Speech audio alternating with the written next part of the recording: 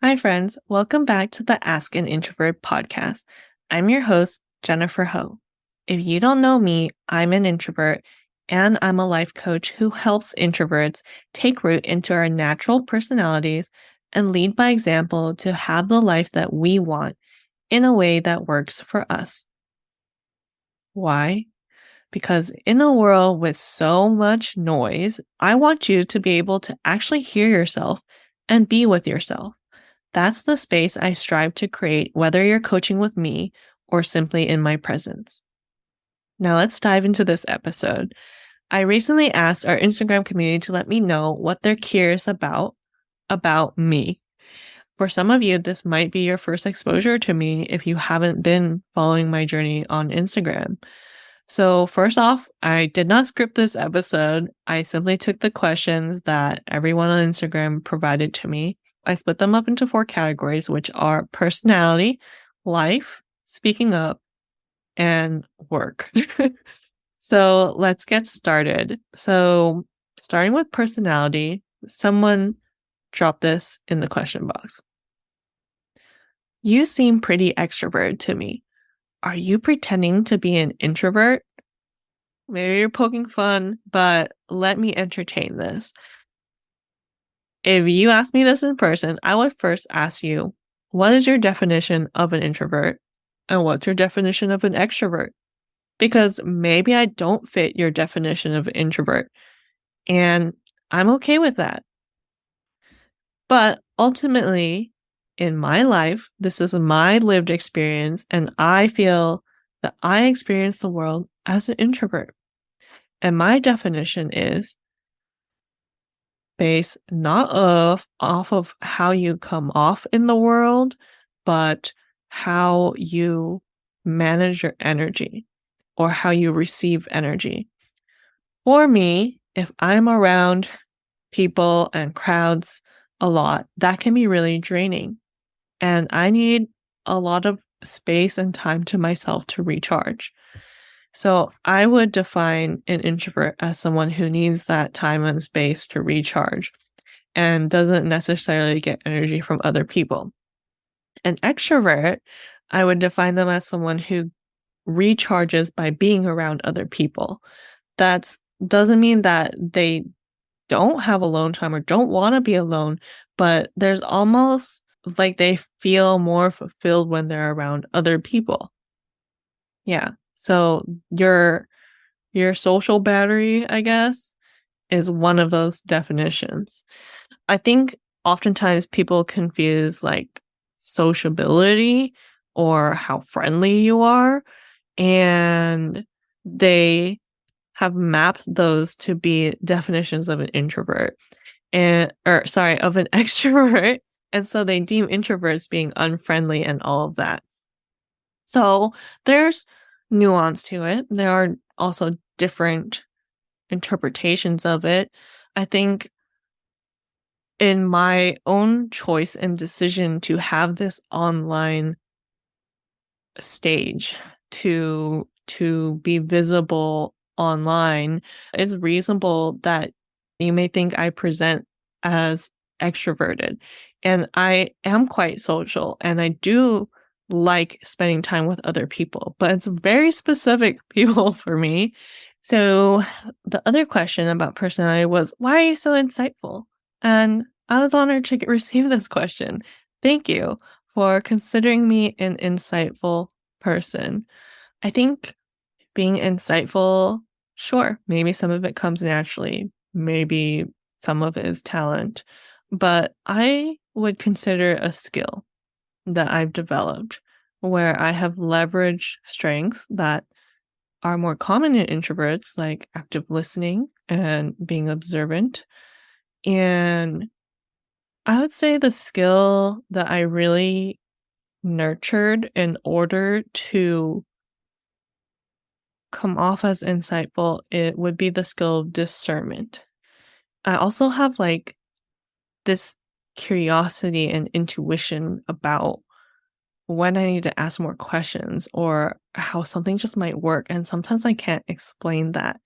So when I talk about the skill of discernment and what I think of as being insightful is being able to take these things that I sense or imagine or feel and actually articulate that into words and thinking about the audience that I'm delivering it to so that my point comes across, so that they interpret it in the way that I want for them to understand. Okay, let's go to the next category, life. I cracked up first time I saw this question. How do you have so many friends in Singapore? Well, I have to be honest, I did not intend to make a lot of friends in Singapore, but some context, 6 months ago, I took a 5-week trip to Singapore and some nearby countries with friends from Singapore. And gosh, I have over 10 people that I met there, and then I met friends of friends, and so it just kept growing. But essentially, how all of this started was I met one person online who's based in New York, who knew someone who's based in Hong Kong. And then the two of them hosted this chat on Clubhouse that really resonated with me. And I connected further with both of them. But ultimately, the individual in Hong Kong happened to have a network in Singapore. And then I became friends with those people. And then this individual in Hong Kong moved to Singapore. And so then I was connected to more people in Singapore. And that's kind of how it works. But of my online friends, I've got friends in Canada, South Africa, Austria, um, where else? Across the United States. I'm based in California. I'm probably missing someone. New Zealand, Australia. But yeah, how I have so many friends in Singapore is I made friends on the internet and they're based all over the world. And the people who most align with the kind of personalities I want to be around, who have similar goals in life to me, who live lives that I want to live, yeah, they happen to have congregated in Singapore. Okay, next life question. Photo shoots. Who, what, when, where, why, how? Question mark, question mark, question mark. Okay, let's start with why I did one for myself for my 30th birthday. I am a Vietnamese American. Vietnamese people and Vietnamese women in particular are very petite and small. Like, take my mom. She's 5 foot tall. Sorry, don't know the conversion. I'm 5'6".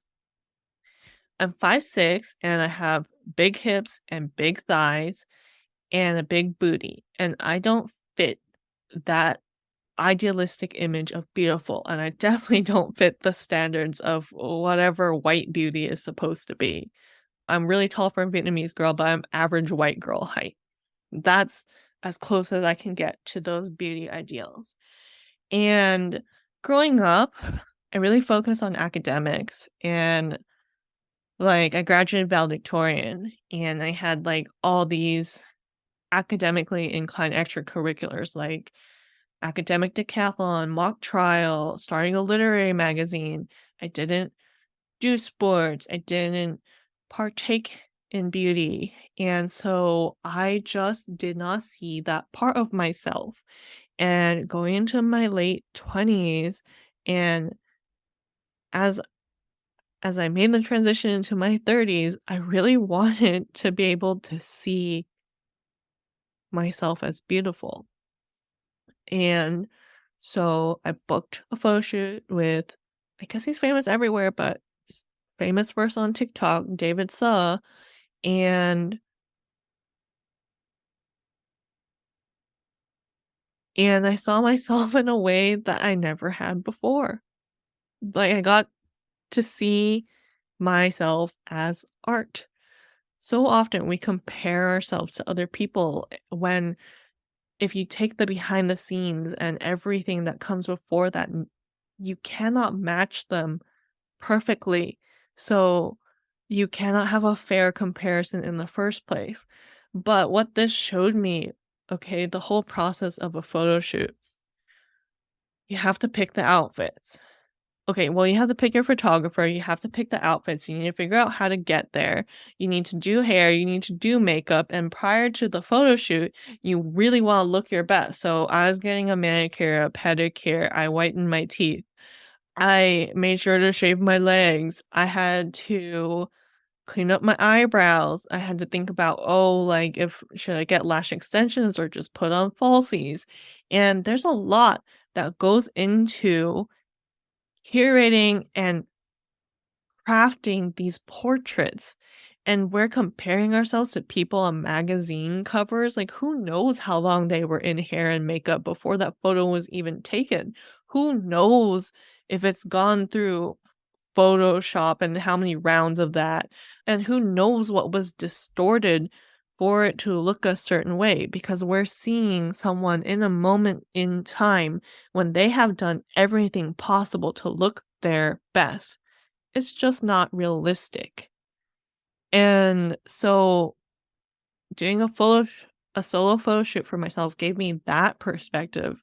Like it really forced my brain to grapple with the fact that I really cannot make a fair comparison.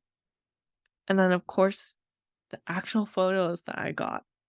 So now so to the philosophy side, when you get these photos of yourself, not the casual, oh, someone just took a photo and then you decide, oh, so and so is photogenic, but I'm not.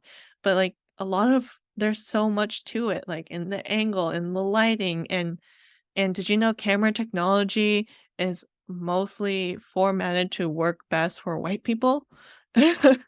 So if you don't have the pale porcelain skin, a camera lens might not articulate how you look very well in order to develop the image.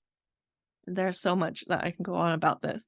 But my philosophy now with doing a solo photo shoot ties into how the ultimate goal of learning to center yourself so that yes, you get to consider what other people think and their expertise and so on, but ultimately you trust yourself the most because ultimately you are responsible for what you think and feel and do. And the result of a solo photo shoot, it puts you in the center. It makes you the magazine cover. It makes you the portrait that you hang on the wall, that you look up to, that you look towards, that you speak to. And so that's why I am totally for photo shoots and I advocate every single person finding an opportunity to do a solo photo shoot for themselves. And when I tell people that, first thing people say is, well, not everyone can afford David's sub. Yeah, that's fair. So you probably know someone, or maybe you yourself. There's someone you can find who can be like Instagram boyfriend status. Someone, get someone to to really listen to what kind of photo you want and take it for you, or learn how to take a really good self portrait. If this is something you really want, and your only objection is money, I'm telling you that you're resourceful enough to figure it out. Like, if you're on Spotify and you can see the video, or if you're on YouTube and you can see the video of this podcast, I have crafted how I look on here. I did my hair today. I'm wearing lipstick. I'm not using the Zoom brow filter because I actually filled in my own brows today. But if I wasn't wearing makeup, I would probably use that because I'm gonna look at this and I want to see myself a certain way, right? So if you want to see yourself as powerful or you want to see yourself as beautiful, did you put in all the effort so that you actually feel that way? And I'm telling you to define this for yourself. Like, if you're really not into makeup, if it doesn't do anything for you, don't do that. But figure out a way where you let yourself see your face, see your body, see every single part of you and how you exist in the physical world because it matters. It matters.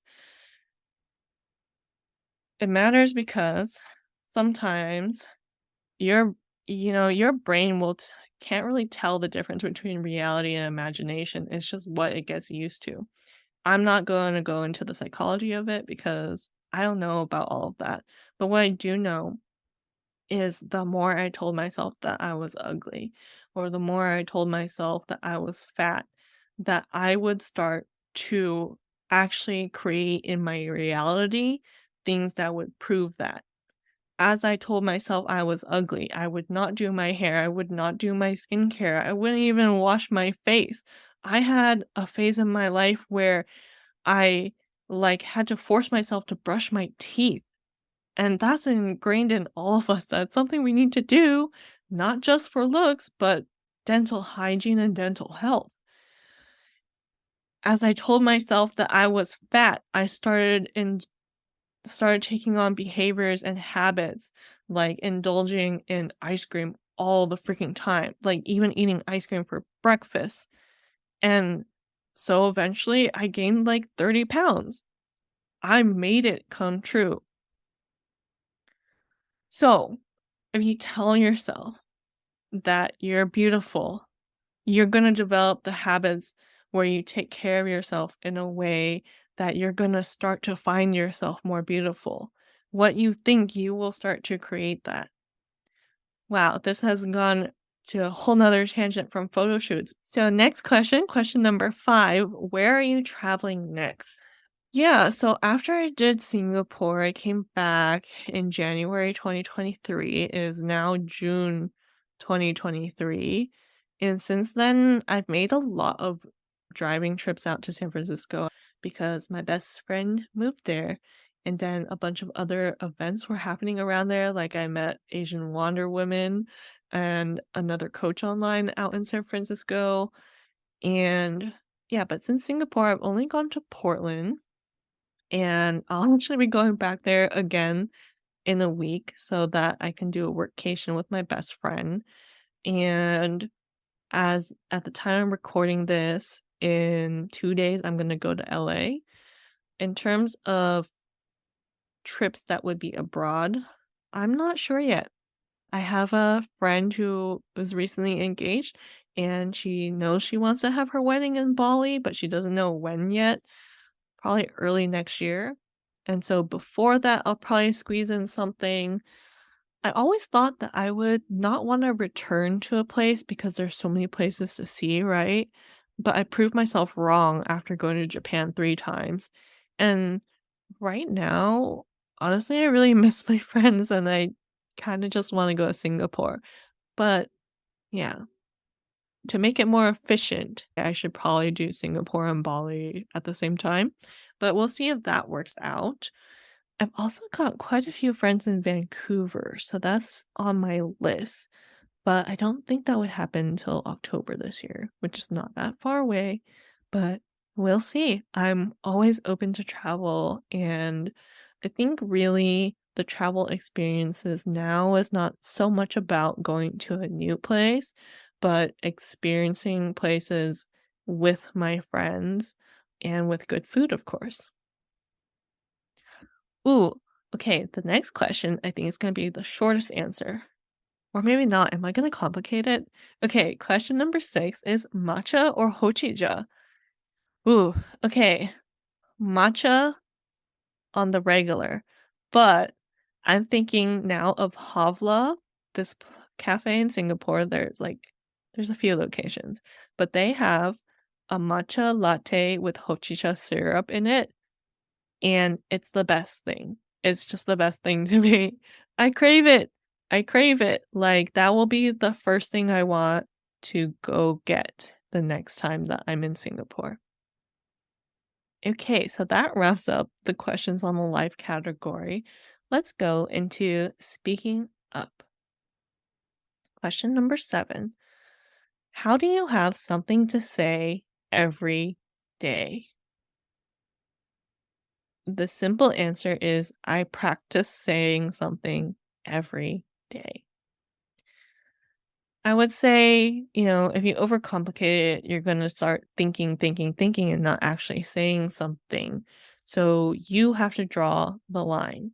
So because this came from Instagram for 18 months, for sure, and a little less consistently, but up to the point of 2 years, I was showing up on Instagram stories every single day on video. And how did I have something to say every day? Well, there's something that I do or experience every single day. And the question I would ask myself, how can I take this circumstance and share a life lesson? So one time I knocked over a planter and it broke. And so I thought about that situation and what life lesson I can glean from it or what metaphor I can pull from it. And ultimately, what I shared is okay, the planter was just the plant's environment, right? And that environment has now been taken away. And that sucks, but this plant will be able to recuperate, will be able to find balance, will be able to be stable again in a new environment. And so with people, as things change around us, there's a cliche saying, but it's so true, change is the only constant. As things change, we will be able to adapt. We can be resilient.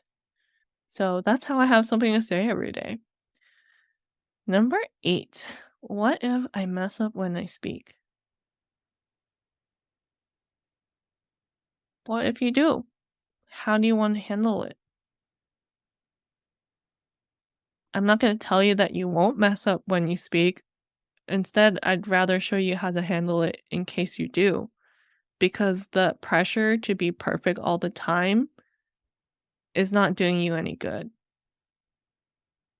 If I were, if I, if here I am messing up, if if I focus so much on being worried about, oh, what if I mess up when I speak, I wouldn't show up in the first place.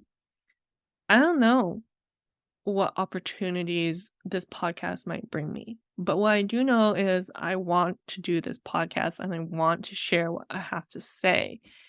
And I want that so much more than delivering a perfect product. So, what if I mess up? Rather than asking that, what if it's okay to mess up when you speak? And how can you make it okay for yourself? Okay, now we're on to the final category, work. Work as in 9 to 5, as in jobs. Okay, number 9. How do you align your personal brand with your professional brand at work? Ooh, this is a big question. For me, my personal brand comes first. To elaborate on that, I haven't always had this online brand, which is what probably most people think of as my personal brand. But for me, I think your personal brand is, in general, how you present yourself to the world. And because my personal brand is about showing up as my whole self, I have to figure out how to do that at work too. And the words that you hear me say here, likely I use them at work too. I don't really try to segment how I show up or the vibe in which I show up or how I feel when I show up. I think work and the workplace and corporate job is a very unique environment where, yeah, there's definitely more boundaries and arbitrary rules about what you bring to work. But in general, I am a playful, joyful human being and at the same time, I'm respectful. So my personal brand is also professional because I show up as a coach, right? That is a profession. This is driving me to want to talk about what being professional even means. And that can vary so much depending on what industry you work in, what company you work in, what your job function is at work. And I would say it has been easier for me to align my personal brand with my professional brand because I work in marketing and creative. And that is a space where my ideas and the way I think is valued because that affects the work product. So the more I show up as myself there, the more I can actually help the company drive and grow its bottom line and be successful, right?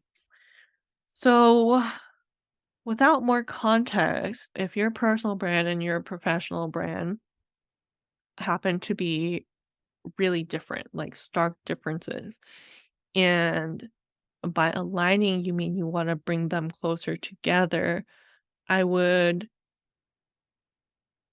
really reflect on why you want to do that and which one is more you, and then you can identify some steps to bridge the gap between them and eventually have your personal brand be your professional brand or vice versa. Yeah. So that's some context based on my own experience and how you might want to reflect on your own situation.